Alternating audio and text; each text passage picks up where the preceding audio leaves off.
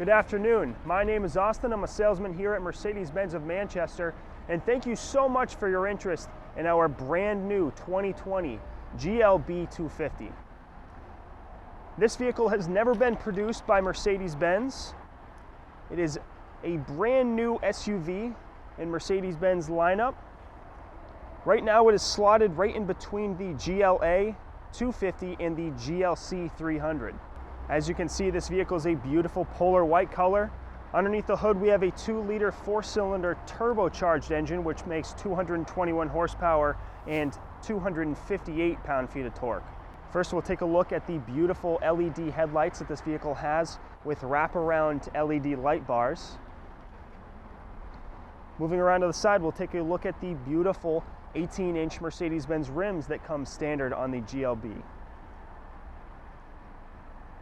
Next, we'll take a look at the side view mirrors. Both side view mirrors are auto folding, auto dimming, and if you look in the bottom corner, there's a little triangle there. That's going to light up red when a vehicle is in your blind spot. This vehicle also has the keyless go system, which allows you to lock and unlock the door by placing your hand on the outside and inside of the door handle with the key in your pocket. That's going to work for all 4 door handles as well as the trunk. Now, moving around to the back, we'll take a look at the rear end of the GLB. As you can see, it is a little bit more boxy than the other SUVs in Mercedes-Benz lineup. Big part of that is due to headspace for the rear end because, believe it or not, the brand new GLB comes with an optional 3rd row seat. Taking a look under this lip, there is actually a backup camera that can fold out when you put the vehicle in reverse and fold back in when you put the vehicle in drive, keeping that camera lens clean. This vehicle also has the parking assist package, which includes 2 more cameras on either side view mirror and 1 camera on the front grille, piecing together a top-down surround view of your vehicle while you're parking. I will pop open the trunk to show you the cargo space that you have in the back here. As you can see, there's plenty of cargo space. Part of that is due to the available 3rd row seat that I mentioned earlier. Now, looking in the back here, this particular model does not have the 3rd row seat. However, you do have plenty of storage underneath this door also. And this vehicle comes with a cargo cover. The back row seats here that you can see, they are 40-20-40 splitting, so you can fold down just that center seat if you need a pass-through from the cargo area to the cabin. Now, you can adjust the hatch to open up to several different heights if you wish, and to close the hatch, simply press this button right here and it will do so automatically for you.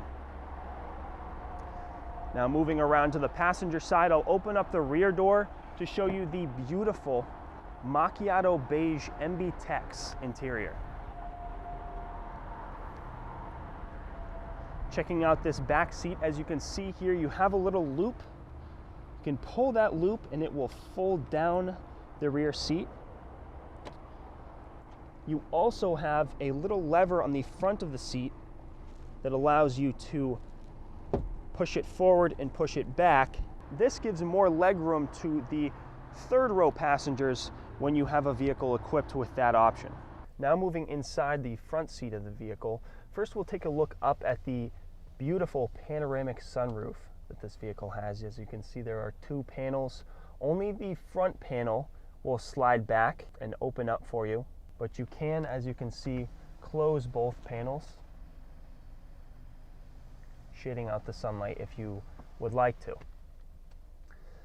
Now, looking forward, the next thing that I will mention is the absolutely beautiful ambient lighting that we have in this vehicle. You'll see that it shows up along the trim on the dash, in the center console here, inside of the climate control vents, and even along the trim on the door panel here.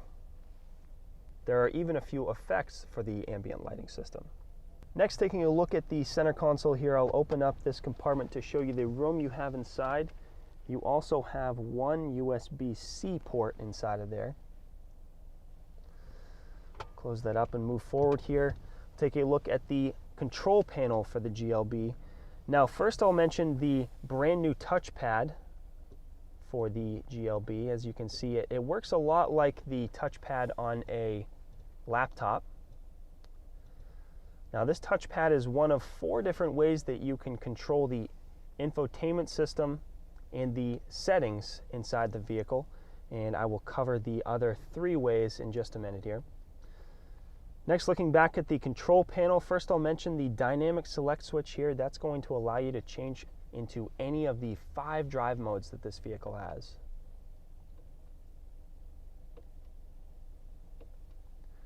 Underneath that, you have your parking assist button right here. Press that and it will scan for parking spaces.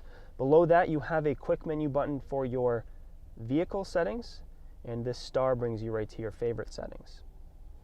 On the left side, you'll see we have a few more quick menu buttons. That's going to bring you to any of those following menus right there. Moving forward, we have our 2 cup holders. In front of the cup holders, we have a 12-volt outlet. And on the other side here, we have another USB-C port. When connected to your smartphone, that actually gives you access to Apple CarPlay and Android Auto, which is standard for the GLB. Looking up, we have our climate control switches. There are 2 climate zones for this vehicle, one for the driver and one for the front passenger. Next, looking up at the infotainment screen. Now, I mentioned that there were 3 different ways to control this screen and the settings inside the vehicle. The next way to control it is simply by touching the screen itself. It is a very reactive touch screen. It works a lot like the touchscreen on your smartphone. Now, the third way to control, you actually have another touchpad right here on your steering wheel. So you don't have to take your hand off the steering wheel to control that screen if you would rather just use this touchpad here. Now, the 4th and final way to control the settings inside the vehicle is to simply use the voice command system that is brand new for the MBUX infotainment system that the GLB comes with standard. Now, this voice control system is a lot like Alexa for your home. It takes very general instructions and can understand what you mean and give you results and change different settings in the vehicle for you. For example, hey Mercedes. How may I help you? I'm cold. I'm setting the temperature on the driver's side to 76 degrees. Hey Mercedes. How may I help you? Turn the color green. Okay, I'm changing the color. Moving back to the right side of the steering wheel, I'll mention that we do have another few switches here. Those are going to allow you to answer and hang up phone calls and manually activate the voice command system that I just used.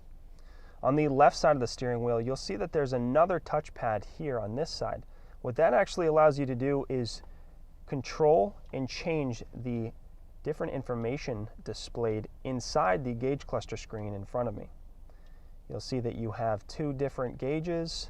You can change the information that's displayed inside each gauge, and you can even change the information that is displayed in between those gauges. You can change many settings throughout the vehicle through this screen as well. You can even change the layout of the gauge cluster screen. Now, also on that left side of the steering wheel, you'll see that we have a few switches here. Those are going to control your cruise control, so you don't have to take your hand off the steering wheel to change those settings. Now, looking over at the door panel, you do have a button here to activate the heated seat. You have 3 different levels of intensity. The heated seats are going to be standard for the front 2 seats of the GLB.